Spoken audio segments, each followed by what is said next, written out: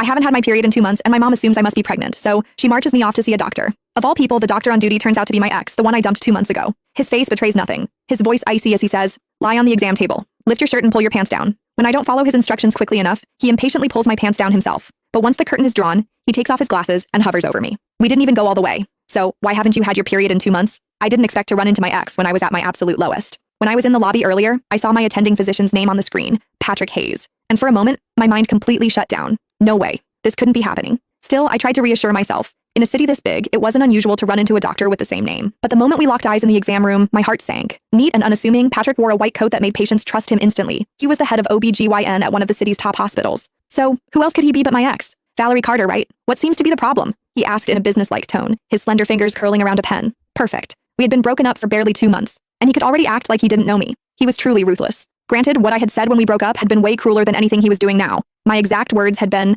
"Patrick Hayes, after today, the only way I'd even consider seeing you again is if you were lying in a hospital bed, begging me to." Now, they had come back to haunt me. We were really meeting again in a hospital. But this time, I was at his mercy. He was the doctor, and I was just a patient waiting for my fate to be decided. Forget about gracing him with a visit. His schedule was completely booked, and I couldn't even snag a single slot myself. Ultimately, my mom had to fork out double the usual price and go through all kinds of trouble just to get an appointment from a scalper. Just moments ago, I overheard a group of young women leaving the clinic whispering excitedly about how handsome the doctor was. According to them, the social media hype wasn't an exaggeration. They didn't even need a prescription. Just seeing him in person was enough. He was devastatingly handsome, the kind of face that made them feel like they could live decades longer just to admire it. At the time, I was curious to see for myself. Was everyone named Patrick Hayes that good looking? Now that I had seen him, devastating was the right word. But I wasn't referring to his looks. I meant myself. I was usually sharp-tongued. However, the moment I stepped into the exam room, it was like my voice had been stolen. I couldn't say a word. My mom, of course, didn't notice a thing. She had no idea about the tension simmering between Patrick and me. Instead, she started rattling off my symptoms at full volume. "Dr. Hayes, she hasn't had her period in 2 months. Either she's pregnant or something's seriously wrong.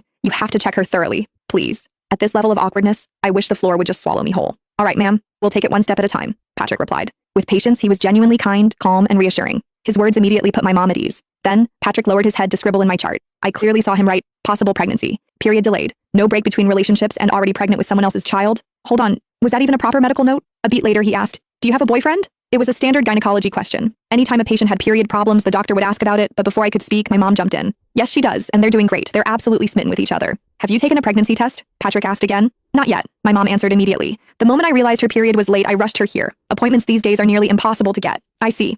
At first glance, Patrick still looked completely calm, but I had already sensed trouble. I could see his grip on the ballpoint pen tightening until his knuckles turned white. Even the pen tip had bent at an absurd angle, the pressure tearing through 3 sheets of paper. "Come on, man, that was my medical chart, not a murder list." "Could she be pregnant?" my mom asked, sounding almost thrilled.